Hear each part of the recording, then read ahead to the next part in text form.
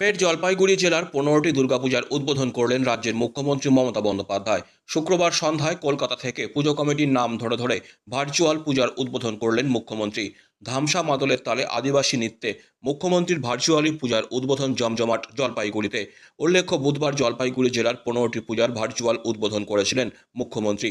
এদিন জলপাইগুড়ি শহর সংলগ্ন পাতকাটা কলোনি অগ্রণী সংঘ ক্লাব ও পাঠাগারের দুর্গাপূজার ভার্চুয়ালি উদ্বোধন করেন মুখ্যমন্ত্রী। এছাড়াও জেলার অন্যান্য দুর্গাপূজার উদ্বোধন করেন তিনি। মুখ্যমন্ত্রী সরাসরি পূজা উদ্বোধন করায় পুজো কমিটি খুশি প্রকাশ করেছেন।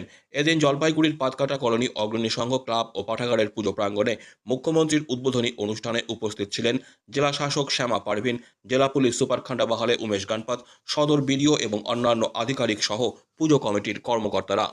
আমাদের পুজো উদ্বোধন হয়েছে, যেটা আমাদের মাননীয় সিএম ম্যাডাম কলকাতা থেকে ভার্চুয়ালি এখানে জেলা যতগুলো পূজা আছে ওদিকে আজকে উদ্বোধন করেছেন। আমাদের জলপাইগুড়ি জেলা থেকে আজকে 15-15 পূজাকে আজকে উদ্বোধন হলো।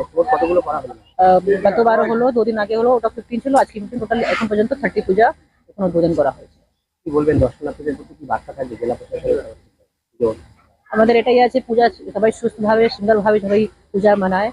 ওখানে আমাদের আজকে এই প্রোগ্রামের আগে আজকে যে পূজা গাইড ম্যাপ আজকে উদ্বোধন হলো। তো সবাইকে আমার এটা রিকোয়েস্ট আছে, যেটা আইন আছে, আমাদের ট্রাফিক আইন আছে, রুটকে মেনে চলতে হবে। যখন কেউ বাইকে যাবে তো 3টে সওয়ারি করবে না, হেলমেট পরে যাবে, আর একটু আমাদেরকে সহযোগ করবে। এখানে ওখানে নোংরা ফেলবে না, ডাস্টবিনকে ইউজ করবে। এটাই আমাদের উদ্বোধন করলেন, কি বললেন, কথা হলো? না, এটাই ভালো আছে। কোনো এখানে আমাদের ফ্লাড রিলেটেড কোনো সিচুয়েশন তো নেই, তো এখন থেকে কিছু নেই, এটাই ম্যাডাম জিজ্ঞেস করেছে। Disclaimer. This channel may not promote any violent, harmful or legal activities. All content provided by this channel is meant for an educational purpose only.